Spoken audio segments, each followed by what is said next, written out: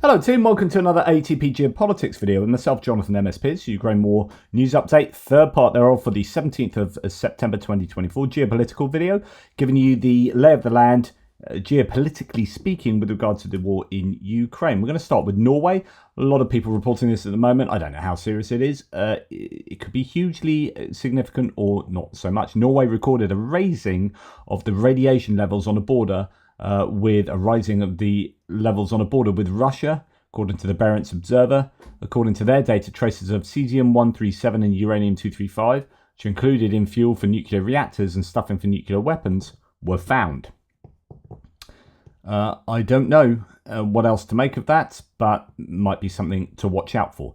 Now, we're going to go back in time before, well, yes, we're going to look at Russia's justifications for this war and for previous wars, and we're going to go back in time and see that history seems to repeat itself. And this isn't particularly like newsworthy as in the last 24 hours or anything like that, but you do come across these arguments from Russia themselves, from the Kremlin, that they invaded Ukraine to support the ethnic minority, to support the Russian-speaking Ukrainians who are being persecuted, who are undergoing their own kind of genocide as a result of those horrible Ukrainians, etc., etc. Interesting piece in the United States Institute of Peace saying, titled "How the Kremlin Distorts the Responsibility to Protect," so R2P. R2P, Responsibility to Protect, is a principle from the United Nations, and the Russians have used that quite a bit.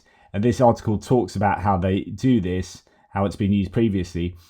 Russia's responses to a series of national protests in Georgia, Ukraine and Kyrgyzstan in the early mid-2000s served as testing ground for Russia's evolving understanding of its, quote, responsibility to protect.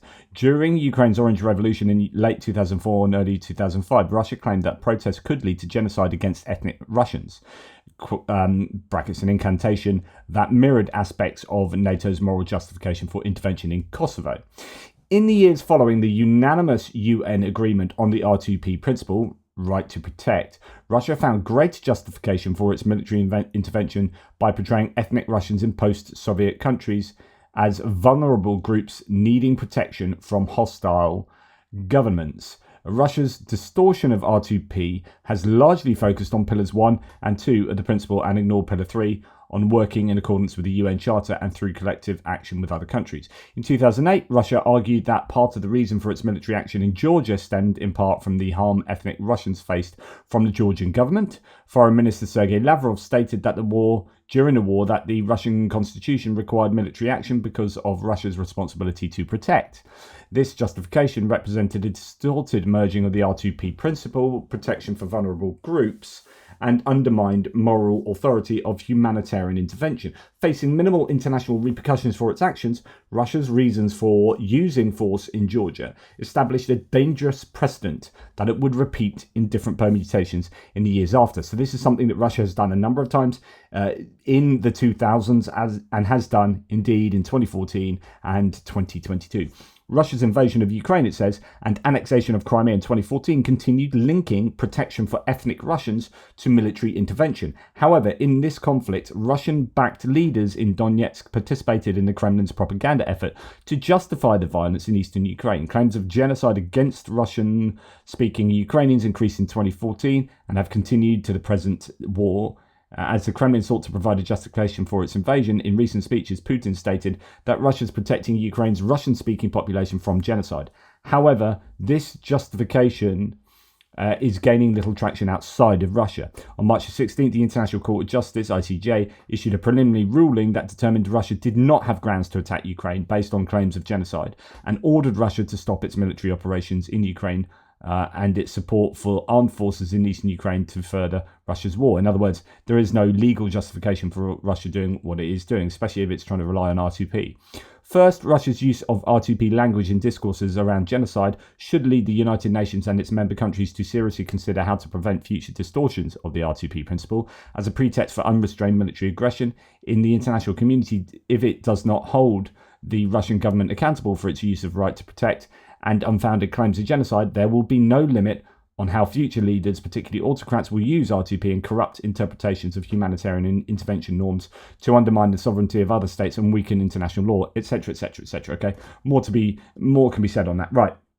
It's interesting that this is one of the things that Viktor Orban holds against Ukraine in trying to protect, and this could be fully genuine though, but trying to protect Hungarian minorities in Ukraine. It's a justification for them not to assist allies in helping Ukraine. In other words, they are helping Russia by using a similar right to protect justification. Now, the reason I brought this up is merely because I just saw a picture on Twitter that blew my mind. So here we have 85 years ago today, Russia invaded its neighbour to, quote, protect minorities. Imagine something like that happening now. Here we have the Chicago Sunday Tribune, Reds invade Poland, Russians cross border to, quote, protect minorities. Well, they say history doesn't repeat itself, but it certainly does rhyme. My goodness, that is a very close rhyme with some almost identical scansion and meter. Right, moving on. This week, the IMF, so the International Monetary Fund, starts its mission to Russia. They do it quietly because they know it is a scandal. The IMF has decided to normalise its relations with Russia and change its policy of isolation without providing any reasons. It's not neutrality, but complicity in the war. And this Kyiv Independent reports opinion, IMF's trip to Moscow is effectively enabling Russia's war against Ukraine. And this is by Timofey Milovanov, who is a former minister for the Ukrainian parliament and a professor at the Kyiv School of Economics, written with Natalia Shapoval. Anyway, he says, in summarising here, Western nations previously pressured the IMF to drop the idea of sending missions in 2022 and 2023. Now, the IMF is re-engaging with Moscow. This decision is a big diplomatic win for the Kremlin, even if the IMF is acting as though it's business as usual. The IMF claims to be outside politics, but its actions show a blatant disregard for international law and human rights. The invasion of Ukraine isn't a matter of policy debate, it's a crime. By engaging, the IMF sends a message that Russian actions can be overlooked. Of course, one wonders who's sitting on boards of the IMF. There's going to be lots of international countries that want to be doing more trade with Russia and getting hold of those hydrocarbons, and it might be South American countries, it might be African countries, the global South in general. Managing Director Kristalina Georgieva and the IMF leadership are detached from the brutal realities of the ongoing war. They are focused on a vision for a post-war order in which peace and stability prevail. But this vision is built on arrogance, the belief that fund bureaucrats understand the future better than anyone else. In reality, by attempting to move toward normalization, they strengthen Russia today, prolonging the war and emboldening future aggressions.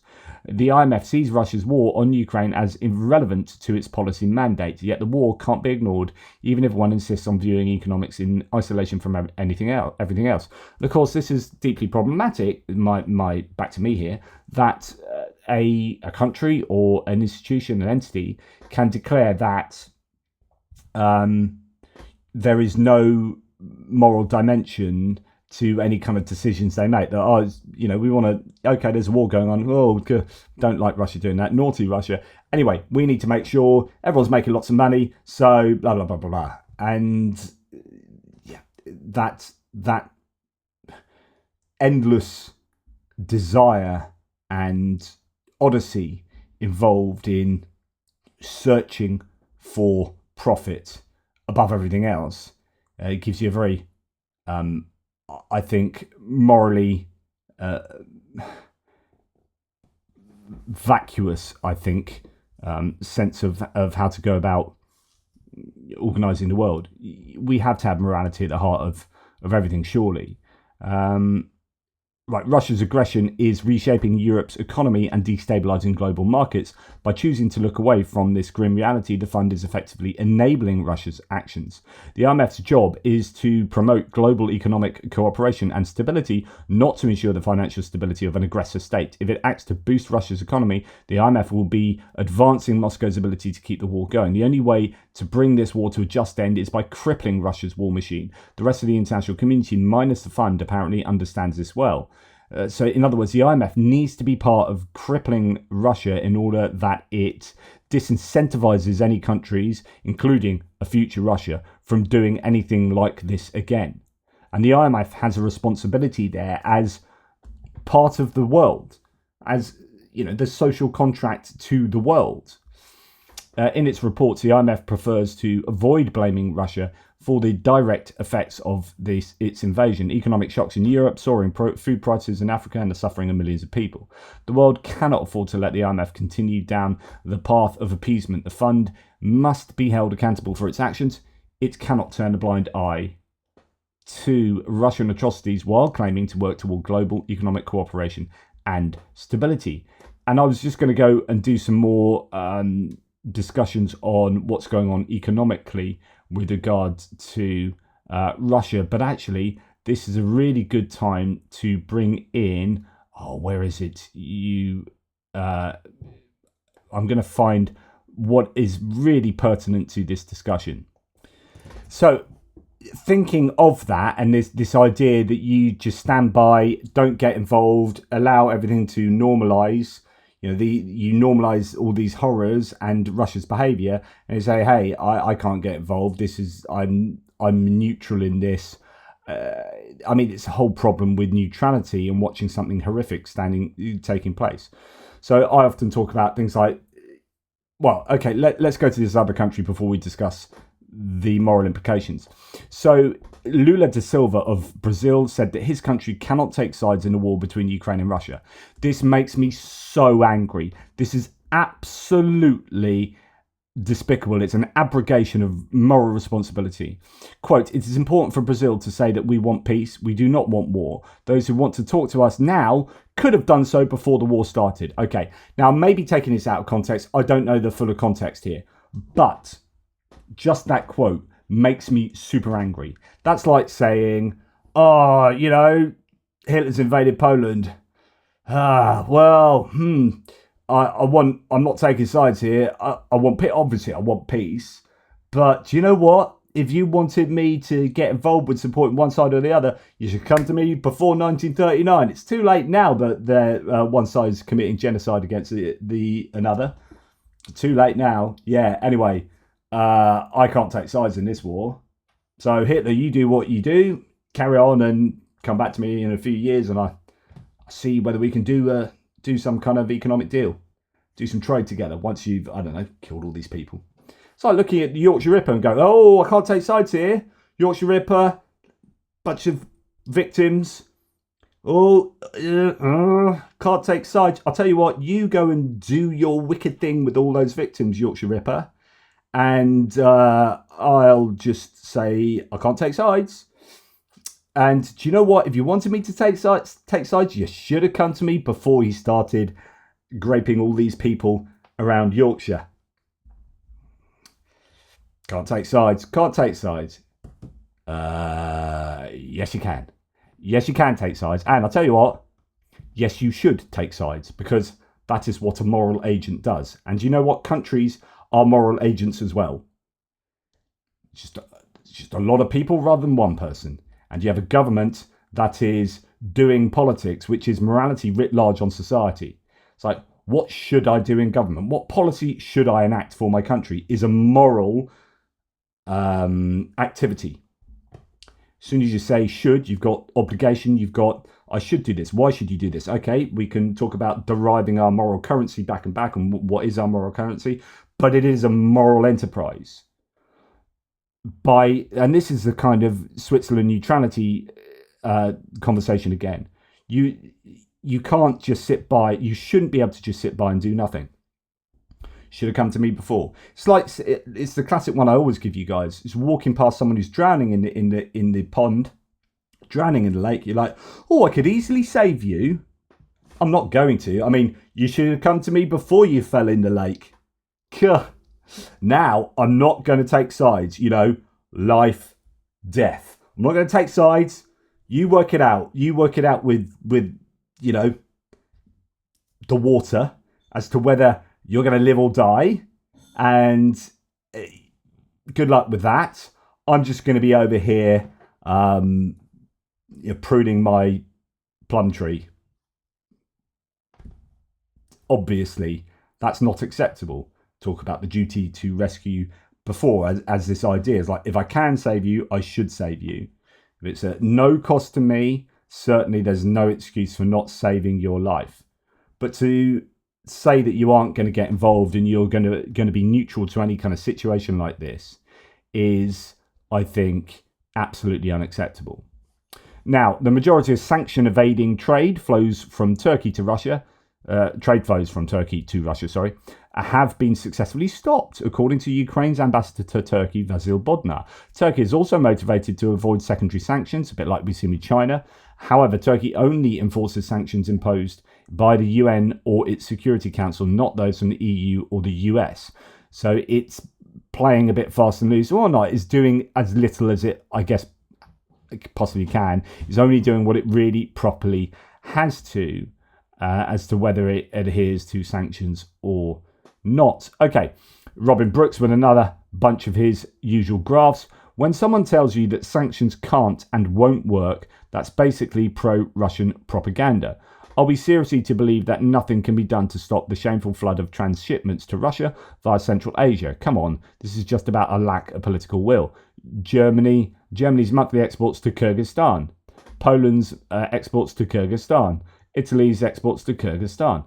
Austria's exports to Kyrgyzstan. Kyrgyzstan appears to be the place to send your stuff. They must have a massive population growth there, all that demand, or they've really come into the money, or they're just shipping on to Russia. Yeah, I see. Tim White, Kazakhstan's been exposed, gorging itself as a sanctions-busting conduit for Russia.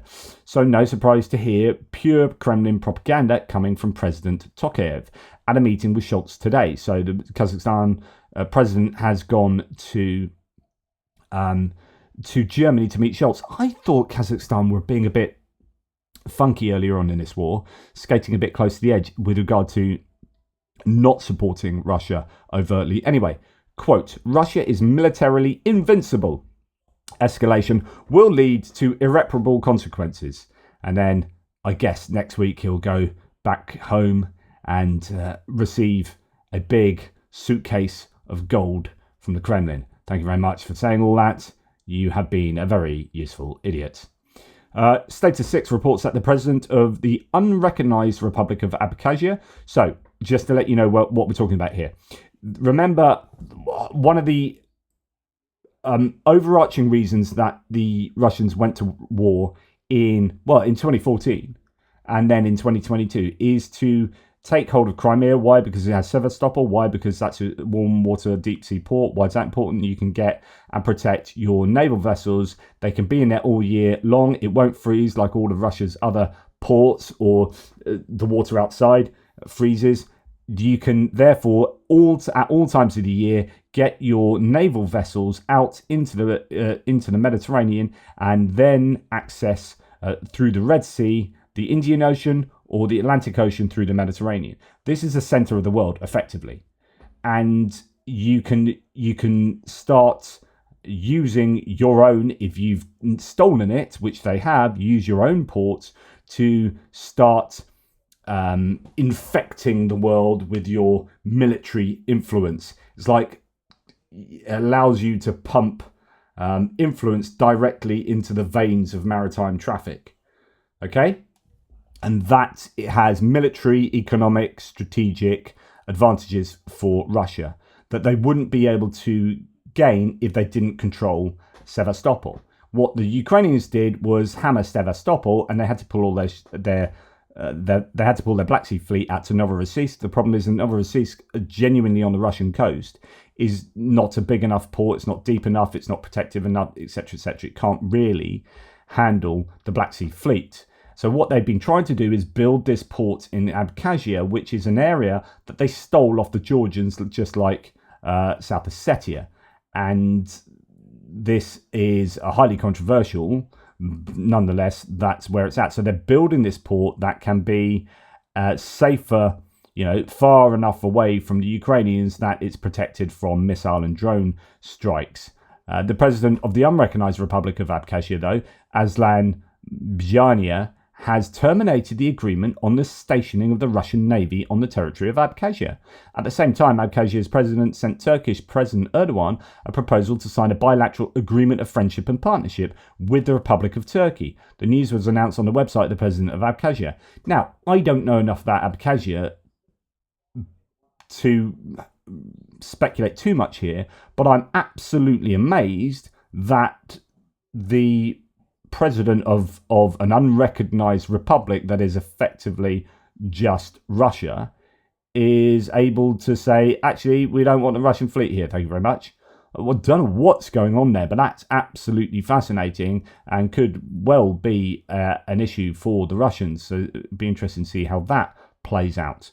Right, Iran's president Masoud Pezeshkian will attend the BRICS summit in Russia. Good old BRICS, Brazil, Russia, India, China, South Africa, but with a load of other nations wanting to join, from Saudi Arabia to Zimbabwe to bleeding everyone at the moment, it seems. Uncle John Cobley and all.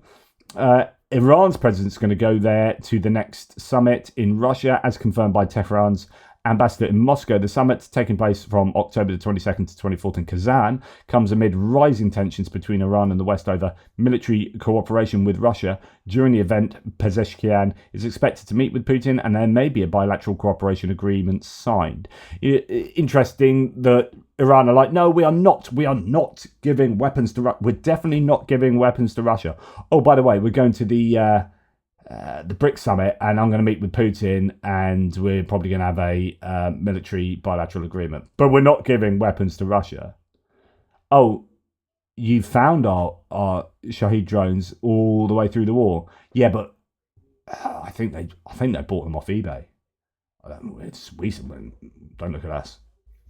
And then talking about the expanding out into the world even more, we have the 9th largest uranium producing nation on Earth has been handed to Russia. So the US military has officially completed its withdrawal from Niger on Sunday. So Niger is this African nation in the Sahel region, one of the ones that has had a changeover of, changing of the guard, really. We've seen France and the US and Western nations be evicted from some of these countries in that region of Africa, and with coups, like 7 coups there in the last few years, or however many it is, we've had Russia pick up the slack, move into that power vacuum, or maybe not so much move in as be those forces insidiously whispering in the ears of the juntas, making them happen in the first place, and then saying, thank you very much, now we'll do a much better deal of securing your premiership, and we'll help ourselves to diamonds and uranium and there you have it. Any remaining personnel in the country are standard embassy presence. So yeah, US military is finally out of Niger, per the US Africa Command. And what else do we have? Dutch Defence Minister Ruben Brekelmans emphasised that drones and missiles violating NATO airspace should be intercepted. In other words, drones that go into Latvia, drones that go into Poland, drones that go into Romania, and missiles should be intercepted, calling Russia's airspace violations unacceptable and dangerous. He stated that NATO must provide support to its members if necessary to ensure such threats are detected and neutralised. This is the same kind of rhetoric that we've heard from the foreign minister of Poland, Radosław Sikorski, and others on the matter. It seems that there's a growing support for some kind of assistance from NATO in the airspaces of these countries. Now, a quote from the Washington Post: the United States should take more risks to help Ukraine. It matters how this war ends. If Putin prevails, it will harm the interests of America and Europe for decades. As David Ignatius in an opinion piece for Washington Post saying, Ukraine is bleeding out. It cannot fight forever. We can't just keep giving what we're giving to Ukraine. It is not a trajectory that is sustainable for Ukraine to prevail. In order for Ukraine to prevail, we need to give them a load more stuff, and we're just not doing it at the moment, not to the required levels. Now, to remind you of what's gone on in the US, I've been quite surprised. Todd in my threads, who's quite a Republican, was telling me that actually a lot of the Republican media haven't focused as much on the Ukrainian connection to this chap Ryan Ruth, but have concentrated more on the shortfall of the United States Secret Services, who I think did a good job. Right, they found the guy in a place where. So this was, just to give you a little bit of context to the attempted assassination. I say attempted assassination. You could put scare quotes around that. I think that's what it was, but it didn't quite get to that point because actually no shots were fired by the guy. They were fired towards him and he ran away and then was captured. But the whole thing is an attempted assassination, right? So what happened is this was a golf course that was close to a public area, right? It is in generally a public area. And Donald Trump decided to go here unscheduled. There are questions about, well, then how would this guy know? And he was hanging out for 12 hours in a bush waiting for this moment. But if you know Donald Trump is anywhere, so all you need to look at is his schedule and then work out that there is next to a golf course and that's a golf course he goes to, then you can pretty much put two and two together and think, well, he will go there. Now, there's an issue with the Secret Service in the US that they are understaffed. They need more people to do more work. They're having to do more stuff with the same amount of people, which means that you are going to be stretched. Can't just do more and more overtime ad infinitum. And Trump arguably has more than he's entitled to in terms of support in that way, protection. Some are saying that, well, because he's not just a former president, he's a former president running for the US president again, that actually he should be entitled to a bit more. But, that's I guess, another conversation. At the end of the day, they found out the guy was there, they chased him away and they caught him. That, to me, I'd be like, that's a success. The thing is, especially if you have a president who is going to go in public, you have pictures that are constantly taken of Trump in public. And if you've got pictures that are being taken, then you can shoot Trump. You can shoot any public person, unless you're going to be someone who sits inside like me. It'd be difficult to do that to me because I don't leave the house, right? So, yeah, okay, you can be safe there. But if you're going to go and play golf, so for example, I think Obama used to go, when he played golf, he would go to military bases, I think, and do that if they had a golf course or whatever. Trump goes to public golf course, his golf courses, and that's not crazy safe, right? But there's got to be this. You are going to have risk taking place if you are any prominent figure like this. You've got to mitigate those risks as much as possible, whilst being able to still go about doing what you should be able to do as a politician or whatever. It was in JFK's time that you could drive in an open car, and then he was unfortunately assassinated, and that rule came in that you can't do that. So now you're in bulletproof car, etc., etc. Will there be any changes here? Realistically, you should be looking, and a lot of people have said this, you have some gun control, but you call it the Save Donald Trump Act. And you dress it up as a pro-Trump thing. We're trying to save his life by stopping people getting hold of... And what's this guy doing with an AK-47? The guy that's clearly unhinged and he's mentally ill and he's had this issue before. He shouldn't be allowed to get a gun. How has he ended up with a gun? So to me, that's where the anger should be. But of course, for people in the Trumpian world, the anger is going to be the fault of the Democrat rhetoric. And in fact, the Trump-Vance ticket has just released all of the rhetoric that they have blaming the Democrats for over the last however long. That's not going to go well for them, by the way, because the rhetoric that Donald Trump and Vance have spouted is insanely worse, calling Democrats human scum. And then you got Laura Loomer, who's one of his mates, is in his plane with him, blah, blah, blah, saying that liberals should be executed for treason. Like, literally saying that. And then you've got talk of forcibly evicting millions of people and blah, blah, blah. Listen to the rhetoric that you are saying. It is absolutely ridiculous that this was done because of Democrat rhetoric. Anyway, that's the way that they are doing it. So this guy, my conclusion is the same as it was the other day, which is he's an unhinged guy who was yeah, he was pro-Ukraine, pro-Haiti, pro-Taiwan, and wanting to get Afghan soldiers in all of those places. I think he was possibly a grifter, but he's definitely delusional and a bit mental. So much so that he went to Ukraine and Ukraine rejected him and said he's delusional into International Legion, and there's all the receipts from that. The screen grabs of the conversations with the International Legion where they're like, please don't do this. You're not helping at all. So this guy is a wingnut. There you go. I have 1,000 NATO-trained Afghan soldiers ready to serve for Haiti and Taiwan. Zelensky is directing my actions via radio transmitters in my teeth. Really?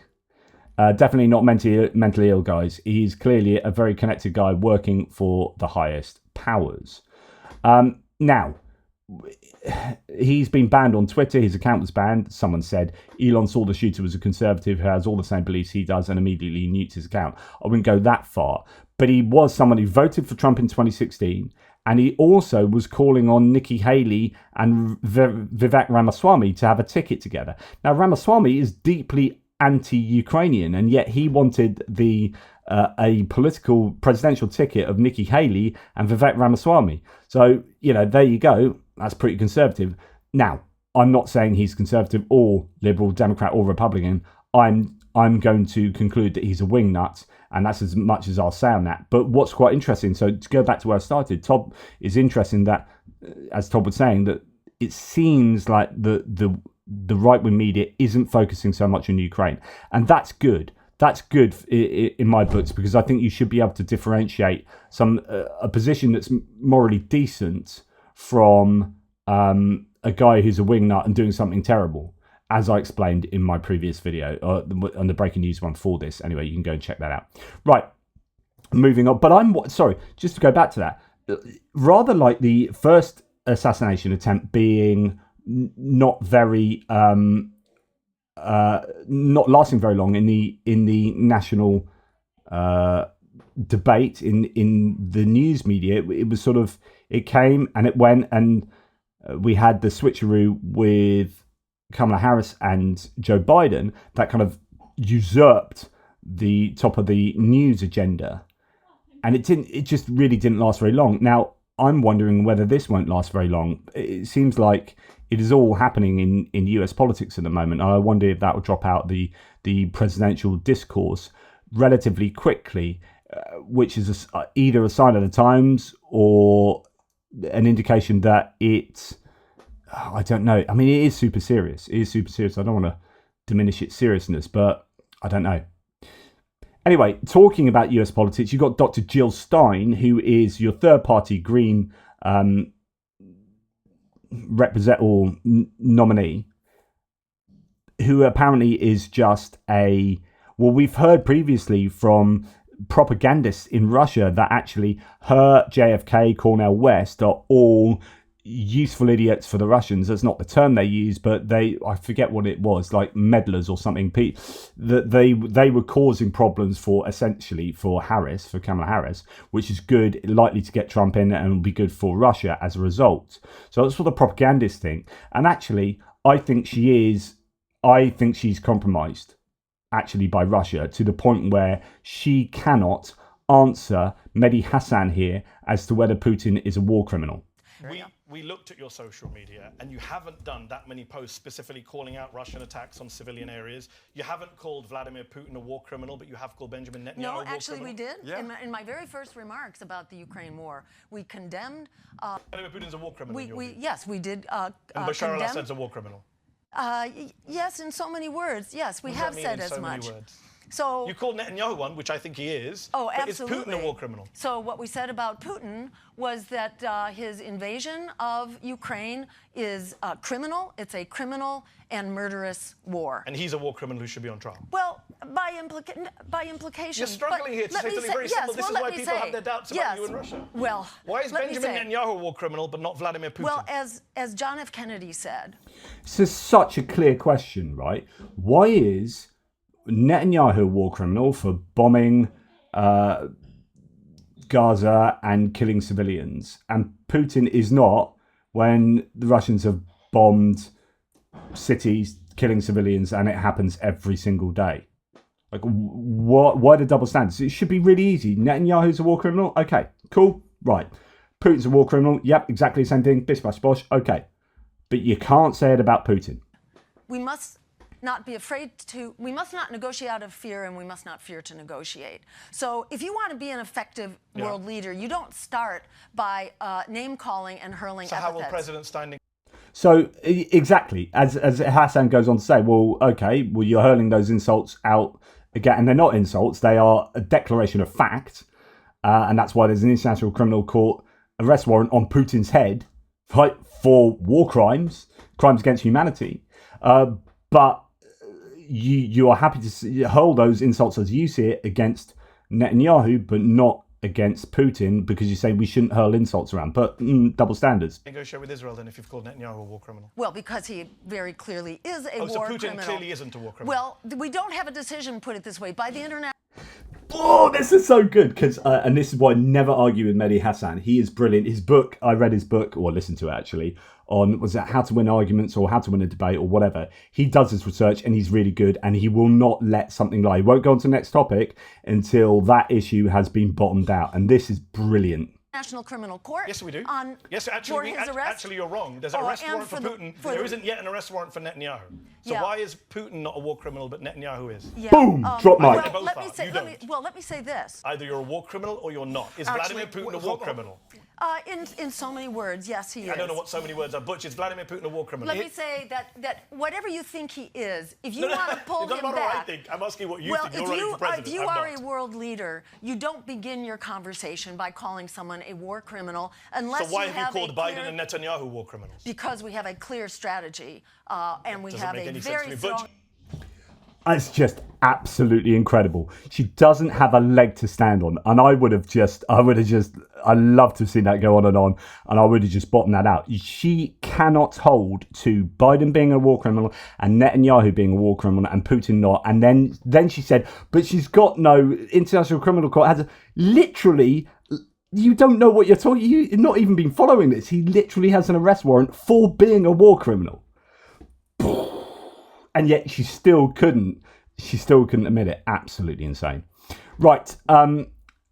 Meta, the parent company for Facebook and Instagram, announced on Monday that, and WhatsApp indeed, announced Monday that it's banned Russian state media broadcaster RT over foreign interference activity. Now, this is way bigger than you might think. This is really good, and it is about time that the world and social media platforms stand up, even if they're forced to by governments, stand up to Russia. Meta blocks Russian state media across its platforms amid foreign interference activity, says Kyiv Independent. Right, it's announced a global ban on Russian state media outlets like RT and Rossiya Segodnya, citing their involvement in covert influence operation. The move escalates the company's previous actions, which have focused on limiting the reach of these outlets and blocking their ads. The ban will be enforced across Meta's platform, including Instagram and WhatsApp, over the next few days. The decision follows US charges against RT employees for alleged efforts to influence the 2024 election, with Meta stating that Russian state media has a history of using deceptive tactics online. Early in September, the US announced a sweeping crackdown on supposed Russian election interference, seizing 32 internet domains linked to Kremlin propaganda campaigns and sanctioning several high-profile propagandists working for RT. Alongside the new warning about RT, Secretary of State Antony Blinken said the State Department also designated the Russian state-funded and directed media company Rossiya Segodnya and 5 of its subsidiaries, including RT, under the Foreign Missions Act. Okay, significant stuff there.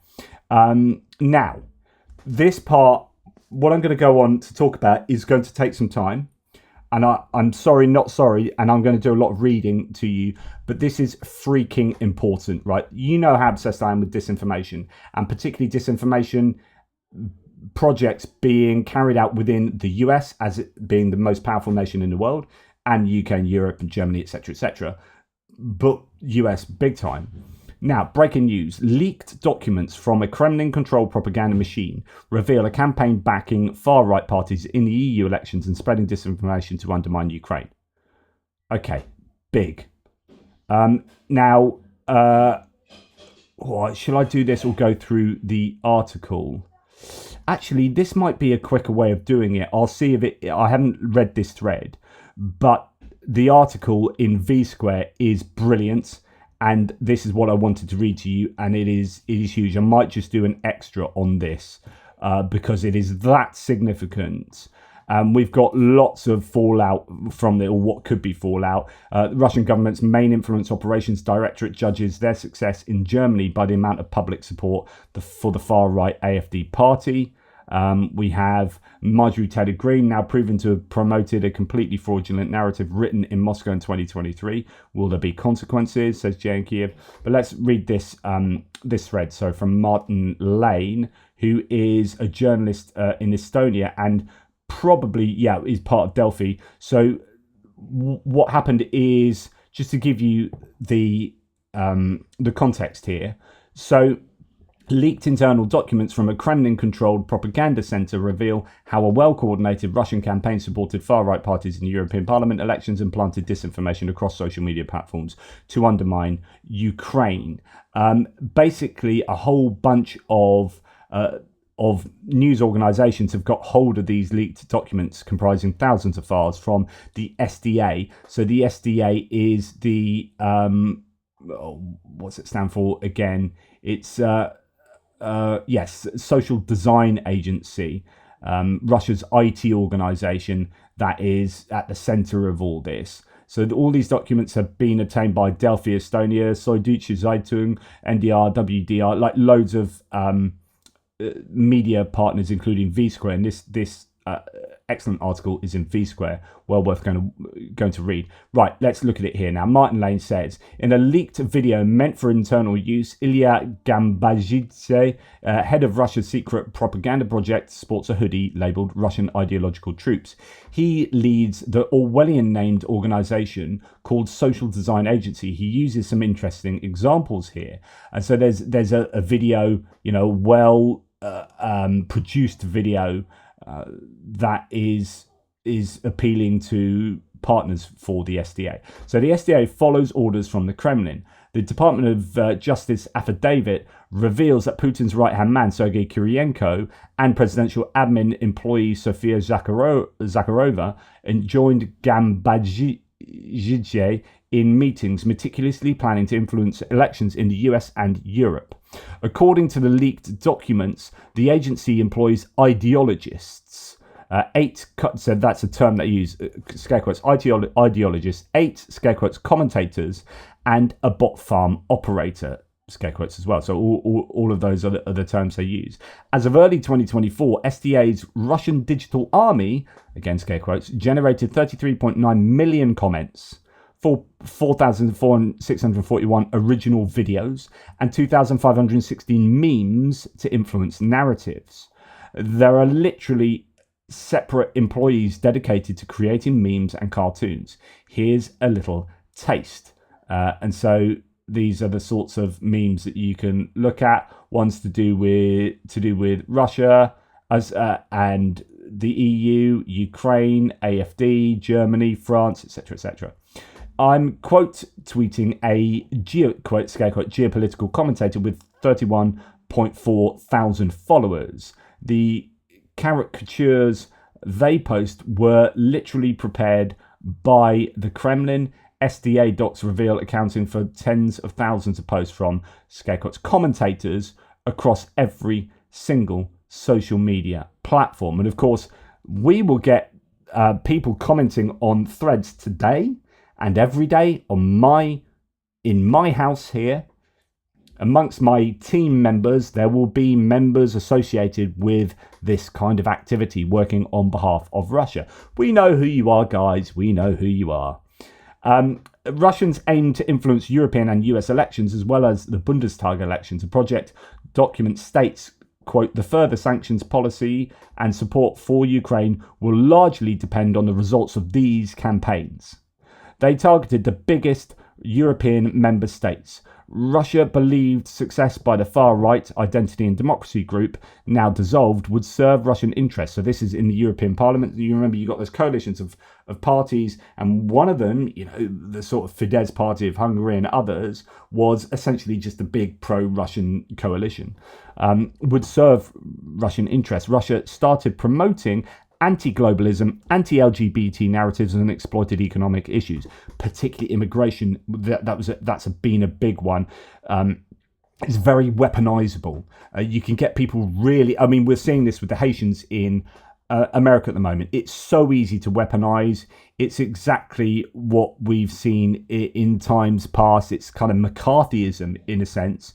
It's a new iteration. Who was a guy that was in charge of McCarthyism? Obviously McCarthy, but there was a guy where, you know, you just want to scare people and then you can manipulate them and achieve your ends. Anyway, there's a lot on AFD here. Too much to cover. Read the full story. A memo reads, our opinion leader became the deputy leader of the AFD faction. Russia even measures success using AFD polling stats and does the same with France's National Rally, Le Pen, etc. So the Rassemblement National. You've also got all the other far-right parties in Europe. Now, it's not to say issues don't exist. Like, it's not to say that you aren't justified in being worried about immigration, etc., etc. But you are going to be manipulated if that's so strong in your mind that it means that you are vulnerable to this kind of disinformation, narrative manipulation. It also, if it becomes the number one issue in your mind, the question is, why is it the number one issue? Are you truly actually affected by immigration in your daily life? No. So what's happening? Well, you're having narratives amplified to you by the Russian megaphones. And that may be Elon Musk on Twitter doing that as a useful idiot for Russia. But all of these things are being amplified, and it is falling on fertile ground if you are being sucked in and then doing exactly what Russia want you to do, which is vote for this party, vote for that party, undermine the EU, undermine unity, undermine support for Ukraine, undermine free and fair elections, etc., etc.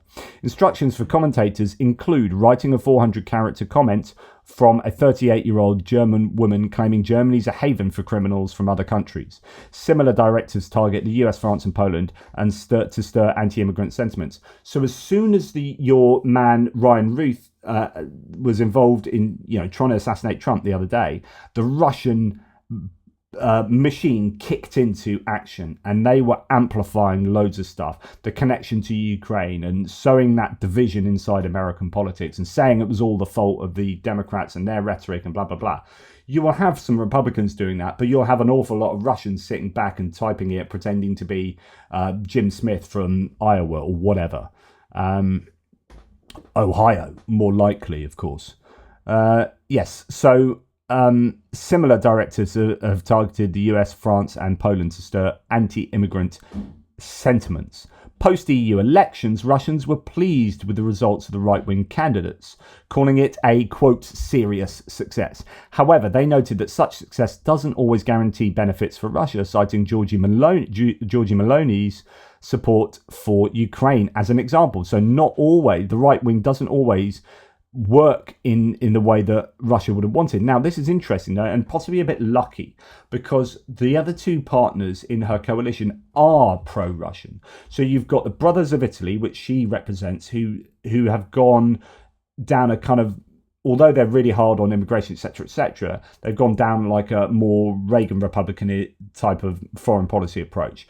Whereas Matteo Salvini, her deputy prime minister's party, La Liga, and he's now died, but Silvio Berlusconi's Forza, they are both been pro-Russian. And so actually, had they been the big brothers, if you like, of that coalition, then Russia would have been, Italy would have been exceptionally pro-Russia. So it was a lucky one, that one.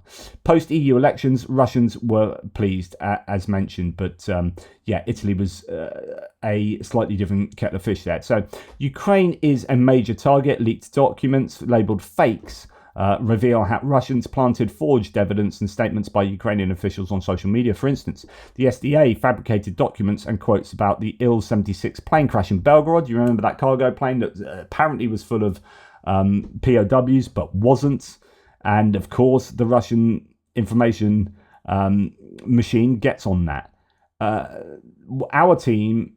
Quote, this is quote from the leak. Our team fabricated a story about child abductions. Americans seriously published it, a Russian official wrote. Russians exploit, quote, useful idiots. Marjorie Taylor Greene. useful idiots and hide their tracks, knowing the West distrusts their outlets, citing US Congresswoman Marjorie Taylor Greene as an example. So if you remember, she was spouting the one about the Ukrainians harvesting children's organs and doing a trade in children's organs. Absolutely, obviously not true. Obviously not true, and yet she is spouting that, and her views get sounded off in Congress. You know, this is where people are saying, this is where you've got Republican lawmakers saying, how is it that our party has been compromised in Congress? And this is a success of this kind of disinformation work. The US affidavit claims that the SDA monitors 2,800 influencers from 81 countries, calling them, quote, opinion leaders. We have small screenshots of this list in the leak. I'd call them useful idiots with their voices amplified by Russia, often without them knowing. And you can talk about people like Tim Pool. I don't know any of these people here. You might notice some of them. I don't know what country they'll be from. But yeah, it'd be interesting to see that full list. And some people have been talking about this. I mentioned this the other day, the 2,800 people in various social media platforms like Twitter, Facebook and Telegram. This is the report that was being taken from. This leak confirms what we see daily. Russian bot armies and paid trolls fueling conflicts and amplifying useful idiots who blindly spread narratives literally crafted by Kremlin officials. The leak was brought to you by Delphi and all these other people, V Square Project and many others. I really do still want to read you this, but I'll probably do it as an extra, as I mentioned. It is full of absolutely fascinating stuff. This is the freaking stuff I've been talking about for 2 years. This is it. This is, I haven't seen the news today, but this should be like the number one news piece in every bit of social media, in every bit of mainstream media, on TV news, etc., etc. This is massively important. This is Russia undermining our, not just our elections, but our sense of reality. You know, Russia are fueling what is going on in the US election at the moment. They are fueling, they're helping to fan the flames of division, of Haitian immigrants eating pets and geese, even though that's debunked by everyone. And yet it's being freaking spread by the presidential nominee from the Republican Party and his vice president. And they are sitting there going, this is brilliant. Fan those flames. I mean, I don't think it's actually it will be a successful strategy, because I don't think you're going to win an election in the US on division. I don't think it's in the right place at the moment, luckily for that. But you will continue to have this simmering division in the nation if this disinformation is allowed to be spread continuously, and if those flames of division are allowed to be fanned by the Russians. We need to do something about this, and it's great to see Meta closing its doors to RT and other Russian propaganda outlets. We need to not be afraid of people advocating free speech absolutism to try and argue that we should still be entertaining having Russian disinformation mainlined into our eyeballs. Like, we've got to be stronger. We've got to say, do you know what? I'm all right to censor stuff if it comes from the Kremlin. I don't mind censoring that, because you are attempting to manipulate, you are waging war. In the same way I censor a tank that crosses my border. How do I censor that tank? You know, freedom of speech, speech is just, people think speech is this massively different. It's an action. It's an action of communicating. In the same way that driving a tank across a border is an action of communicating that we want to control this area. Okay, and we're going to do it by force. Okay, I'm going to blow that tank up, thanks. We're fine with that, but as soon as like ideas are thrown at us across the border, we don't want to blow up those ideas. We don't want to shut down, like, we want to blow up the launcher that fired a missile at us. I want to blow up the bot farm that I want to stop those missiles. My interception of those missiles in this context is the interception of those messages by shutting down their ability to spread disinformation, harmful disinformation that will cause material harm to people around the country. I don't have a problem with that. This is war. Like I keep telling you, we are in World War III at the moment, and a major part of that war is not with tanks, but it's in the cyber domain, and it's in the information domain. And so we are involved in cyber warfare and information warfare and conventional warfare and economic warfare and financial warfare and political warfare. We're doing it all. This is part of it, and I think one of the most important parts of it.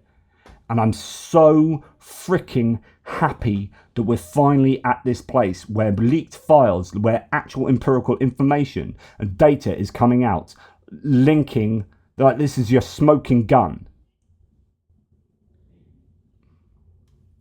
So I will do a video going through that article.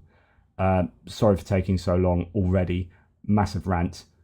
I need to go and have a cup of tea. Take care, everybody. Speak soon.